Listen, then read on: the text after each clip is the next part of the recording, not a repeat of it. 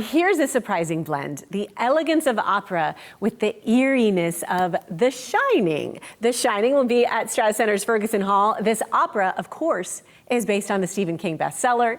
And we're joined today by Erin Neff, the director. So great to have you here, Erin. Thank you. Thanks for having me. Yeah, so let's talk about how this came about. How did the idea, who came up with the idea to take Stephen King's creepy work and turn it into an opera? Well, Paul Moravec, who is the composer, really was very struck by the very human themes of this opera. Plus you have evil. It's on an operatic scale. It is perfect. It is so unlikely because it's a horror genre, but it has all the makings. There's violence. People die. There's an incredible love story. The love story within a family, and particularly with that of his son.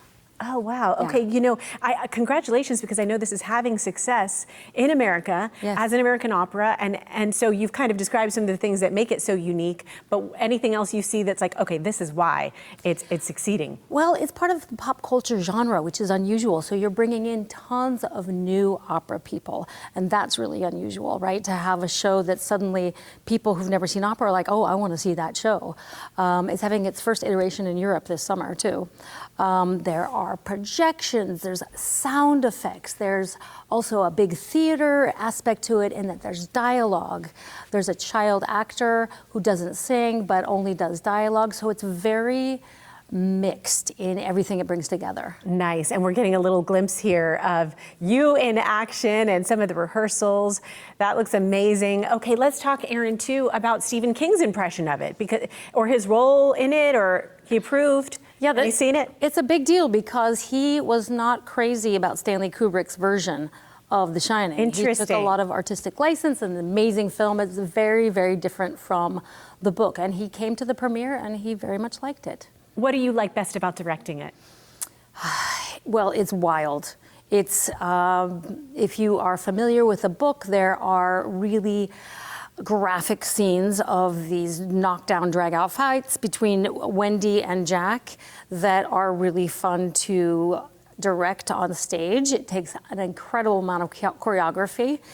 And then the moments of just real tenderness then explode into this supernatural, and you kind of don't know what's going to come next.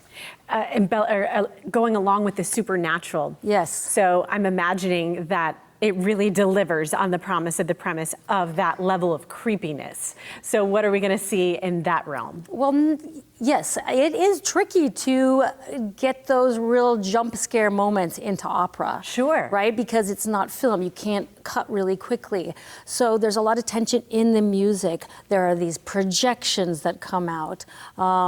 There's a scene with the very famous scene of the naked lady who's in the bathtub. We have her too. So there's a lot of surprises, and then it'll cut quickly to back to mom and dad just having a nice, quiet night at home. She's knitting, he's working, and then craziness again. You know, it's funny, you're taking me back because it's been a while, but this film has some iconic moments to it, and it sounds like some of them are recreated in a really cool way in the opera.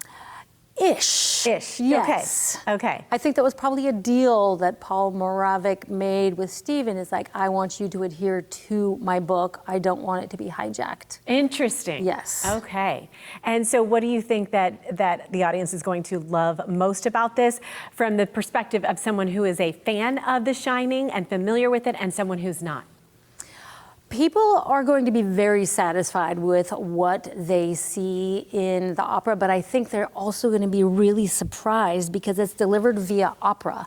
Opera is an extreme art form, and that in itself can be kind of a scary experience for first-time goers. People are like, what are they doing up there?